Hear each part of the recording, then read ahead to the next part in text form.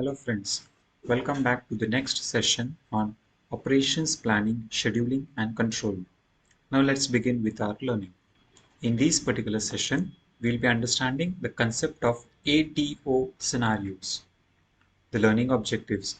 At the end of this particular session, you will be able to understand what do we mean by ATO, what are the various activities or the functions that have been performed under the ATO, and how do we understand or what are the prerequisites under the ATO.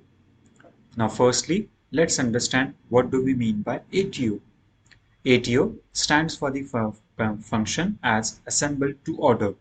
It is also called as finish to order.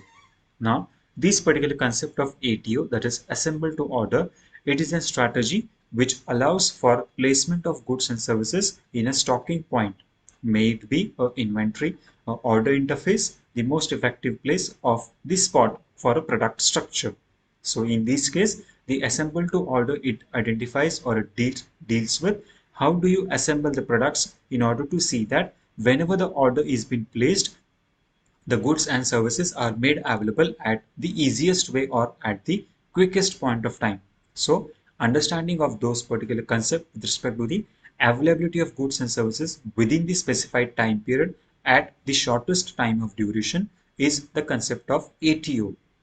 Now, one can decide at what point of time the balance of material, that is the availability and need of material, can be satisfied, it can be fulfilled, and the stock can be made readily available as and when the processing is been taking place.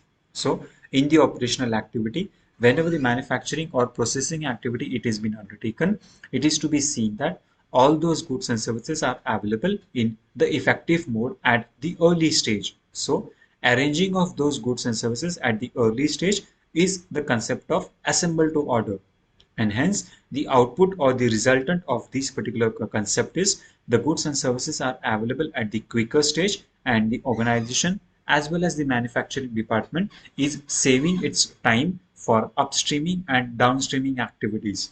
The inventory that one has to handle or they need to take one into account is always been in a controlled way, and accordingly the interface between the manufacturing department and the inventory department is being improved.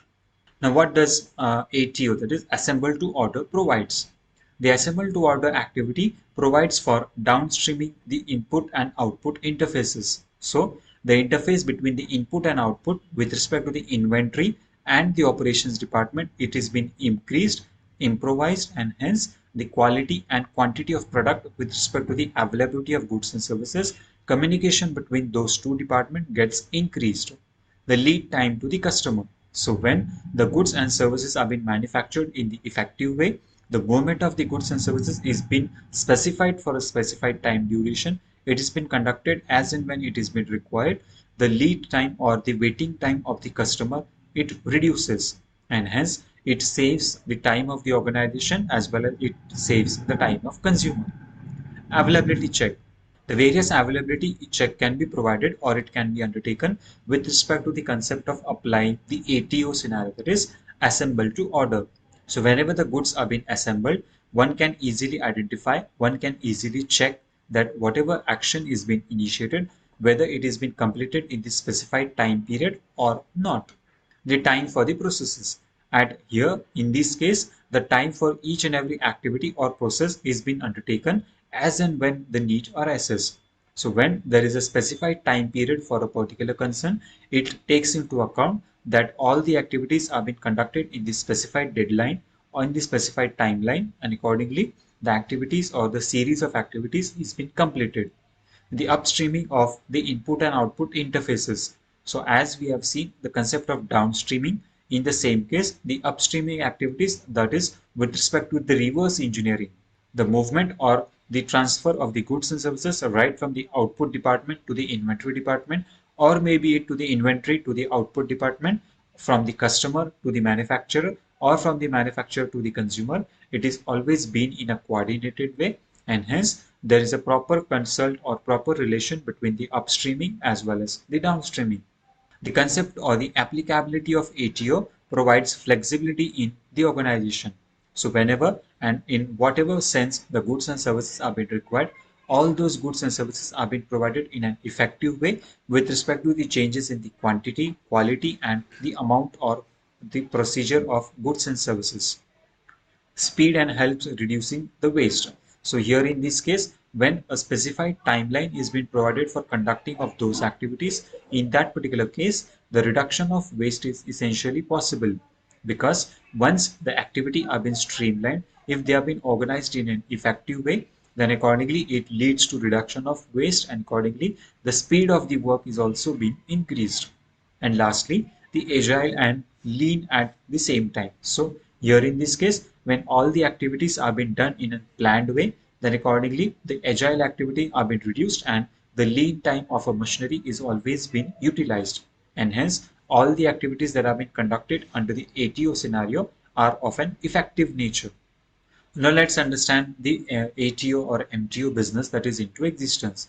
The various factors that have been considered at this particular stage are the concept of lean improvements, the new product development, the incremental product development, the modularization, the configuration, the automation, and the overall scenario of MTU. So all those standards are needed to be identified, and based on those particular concern, the ATO, that is assemble to order and market to order, the activities can be conducted. Now, how do we identify the disconnect between the sales and production? So, assembly strategies, that is the assemble to order strategies, have the capability to generate a production or manufacturing order. Why this particular process is it has been undertaken? To see that whatever product that you are manufacturing, it has been manufactured very immediately, and the out of the sales order it is always been controlled by the organization, and hence there is a proper control on the selling as well as the production activity. The system can check on the component availability and if there is a certain shortage. So if a certain need arises that the organization feels that there is a shortage in the organization, then based on the assemble to order strategy, those particular shortages can be easily reduced, it can be minimized, and the production or the processing or manufacturing or the supply activity can be undertaken in an effective way. Reasonable date for the finished product can be delivered. So accordingly, a certain deadline, a certain timeline is always been set for a certain product, and accordingly, with the help of assemble to order, the targets can be achieved within a specified time period. And hence, with this particular concern, in the case of implementation of ATO, that is assemble to order, there can be a proper connection between all the departments of the organization. Maybe it the manufacturing, the processing, the production, the output, the inventory, the stores, and so on. So all the departments related to the manufacturing concern are interconnected with each other, and the activities are being conducted in an effective way. So ATO, that is assemble to order, is a technique of goods or services which are in a processing line. So movement of goods and services from one place to another place, from one level to another level, all those series of activities are being conducted in the assemble to order. The assemble to order technique deals right from the applicability or the usage of raw material to the usage or the completion of the finished goods. Here, it majorly focuses on the concept of optimum utilization of the resources. So whatever resources are available in the organization, all those resources are being optimally utilized, they are being used, and accordingly, the scarcity principle is also being considered because the resources are always scarce, limited, and hence they needs to be utilized in a very effective way. The factors of production are effectively employed, that is the land, the labor, the capital, the enterprise, and the resources. The four factors of production are being effectively utilized, and utmost benefit of those production activities are being undertaken. The concept of ATO, that is assemble to order, is both. That is, it is always quantitative as well as it is qualitative. In terms of the qualitative terms, it focuses on the quality of product, that is making the right goods available at the right place and at the right point of time. And when those goods and services are available at the right time and at the right place, it increases the efficiency of production, and hence the quantitative terms is also been satisfied or it has been fulfilled. Now let's summarize what we have learned in this particular session. We have understood the concept of what do we mean by ATO, that is assemble to order. What is the importance or need of ATO in a manufacturing unit?